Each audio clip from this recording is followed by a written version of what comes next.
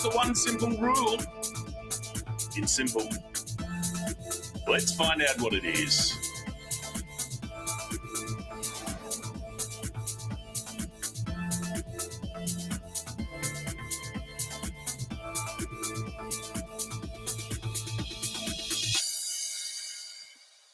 Well, hello there and welcome back to Making Events Awesome live stream. Today is all about what's the one simple rule to make your next event awesome. So I want to talk about that, but also I want to have a bit of a rant about hosts. There are 3 laws of being a host or an MC that I think you need to get right. So I will rant about that. And then there's speakers. We love speakers, and there's 3 documents that they cock up every single time. They're very, very easy. They should be part of their everyday armor or everyday, kit bag, and still they don't have them, they don't send them, and they stuff you around. Speakers, I'm looking at you. All right. Hey, by the way, my name's Warwick Merry. I'm a triple certified event host and award-winning event host, virtual dude of descriptions. Anyway, so I like to come and have a chat to you every Thursday at 9 a.m. Melbourne time, talking about how do we just make events awesome, just covering one little thing at a time.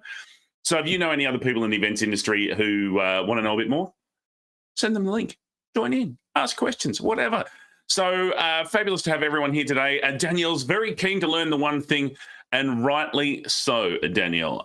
So let me talk about that one thing straight away. Thanks so much for being here as I turn off my phone because I forgot to send it to mute. It's now on mute. So that one very, very, very simple thing is quite simple. Make it easy. So when you're having an event, make it easy. Make it easy for the delegates to come and enjoy. Make it easy with the instructions on what they need to do. Your underlying theme has to be make it easy. Now, that doesn't mean your event's not sophisticated, not complicated, not got some whiz-bang things going on in the background. But for the people who are part of the moving wheels, make it easy. Like, just do what you can to make it easy. Don't be sending massive requests for information if you've already got half of it. You know, like when you go to the bank and you want to get a loan or something, so they go, fill out this form with all your details. And I'm thinking, you've already got my details. Why do I have to fill out all the details all over again on 4 different bits of paper? So do what you can to make it easy. Half the time we have their information, half the time we can link all that sort of stuff together. So you're only just sending them a form to fill in the bits that you actually need. Make it easy. I think that's the underlying thing. Now, most event professionals know this and do it really well. But there's a couple of events that I've been associated with of late, and I'm just like, we're missing the mark. So my mission has been to try and make it easy. So let me then translate that to speakers, all right? Because here's the thing. I deal with speakers a lot. I have a lot of speakers in my life. They're wonderful people, and they often don't make it easy. They forget that it's not about them. Now, I'm not talking about all speakers. I'm talking about some. You know who you are. They forget it's not about them. It's so not about you. It's all about the delegates. Our events are all about the delegates and all about the sponsors in terms of making it happen. You're there to help make this event awesome. So make it easy for the organizer. There are 3 brilliant. Oh, thanks. Thanks, Danielle. You distracted me. I started going on about brilliant. There are 3 bits of information every speaker must have. Number 1, we need a bio. We need to know who you are. It doesn't have to be too complicated. It's just some information, a bit of background that gives you what's your right to speak, what's your experience, what's your authority, why should we listen to you? That's what the bio really is covering. It's the information that people are going to see in the program, and they're like, who's this Danielle Dobson? And they can go, yes, oh my God, she's amazing. And it's great. I really want to listen to her now because now I know a bit about her background. So that's what's an important thing to have in your bio. I would suggest to you as speakers that in your bio, you do multiple versions. Give me a 50-word version, a 100-word version, and a 150-word version. Depending on space in the program, depending on online app, it just makes things a whole lot easier. Now, I know there are speakers out there going, of course, don't worry. Of course, that's what you do. Of course, don't tell us how to suck eggs. I know that. Yeah, but do you have one? Do you have one that's easy to access? I think the answer is no for a lot of people. So I know for me, just out of interest, what I do is I will I have it on my website. So it's very easy for me to say to any of my clients, hey, you want that kind of information? Not a problem. I get it. It's over on my website. And I just make it super easy and then can send people to it where they can get that details. So that's one bit of information you need, right? So the other one is you need a bit of a synopsis about yourself. Oh, by the way, some people have asked, what do you mean on your website? Let me show you. So this is my website. This is the 4 event organizers. See under About Us, 4 event organizers. I have high resolution photos and my logo, and I also have low resolution because often nowadays we're just using it on just online. We're not actually printing stuff anymore. And then look down here. Here's my bio, and also I have some speaker AV requirements. That basically says I've got a whiz-bang microphone. If we want to use it, this is the connection you need.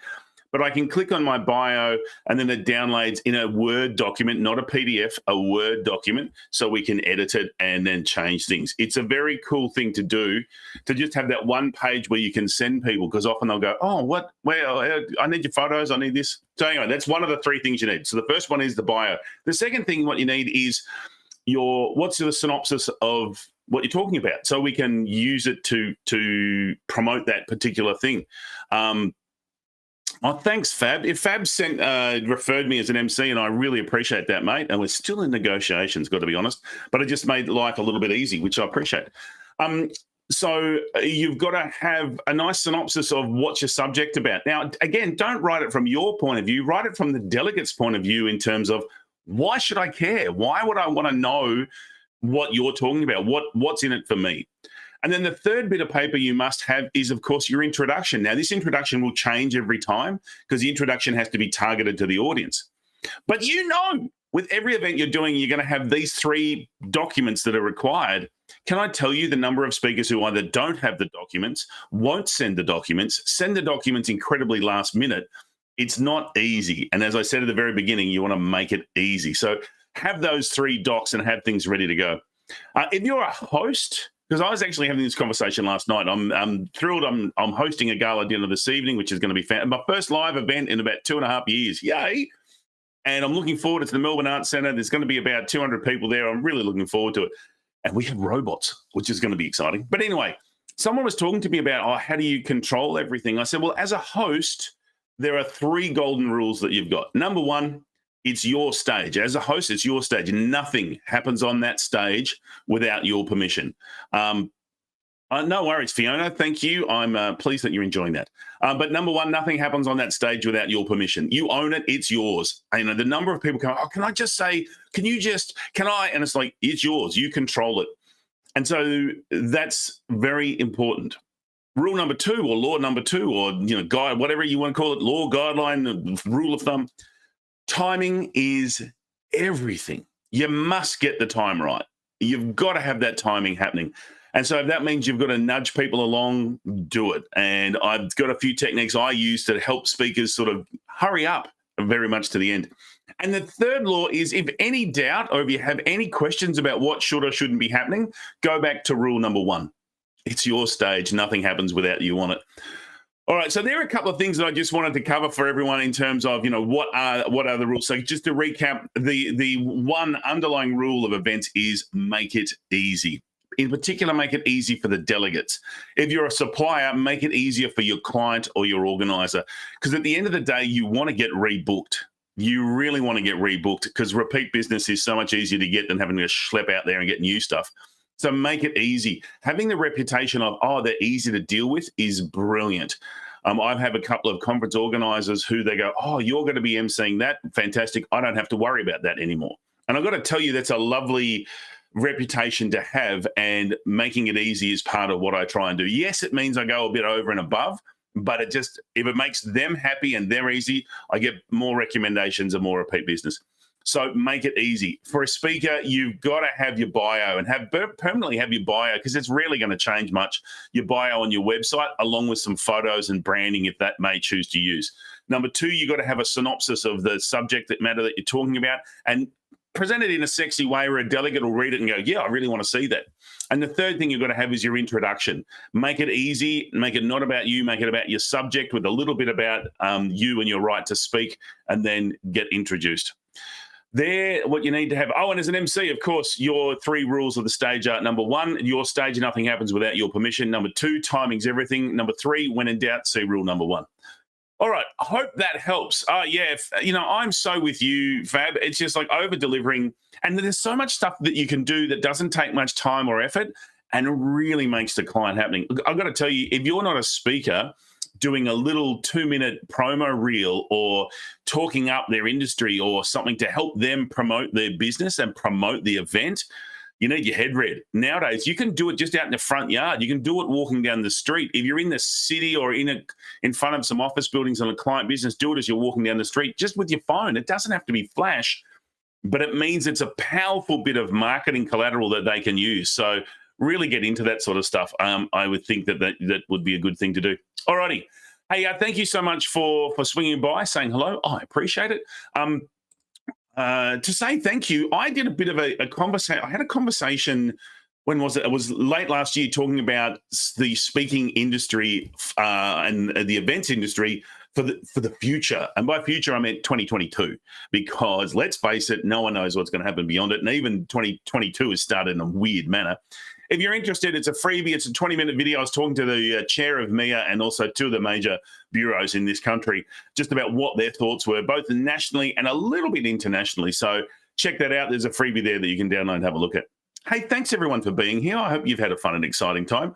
I am here. Oh, yes, Philippa, so good. Keep it simple, sensational. I like it. Very, very good. Hey, Dave, good to see you, buddy. Thanks for coming in from the UK. Nice to have you here. If you've just joined, you're going to have to go back and see the beginning, because I am about to wrap it up. Thanks for being here. I'm here every 9 a.m. Thursday, Melbourne time, which translates to whatever time it is where you are.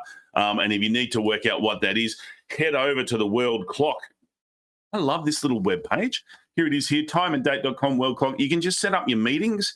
And I've just got some of the major cities, and because I have family in Colombo in Sri Lanka, because I'm married to a gorgeous Sri Lankan woman, I can work out, what time everything is, and it helps me translate. Anyway, that's just a bonus tip for you. Oh, we love it. All right, crew. Thanks for being here. I'm going to be back again next week. You've been fantastic. I've been Warwick. Enjoy. This is the end of the live stream. I have to dance around a bit. I keep testing it every weekend. Yeah, LinkedIn cuts off really early. So this is just my end dance where I just sort of jiggle around a little bit just to wrap things up. All right.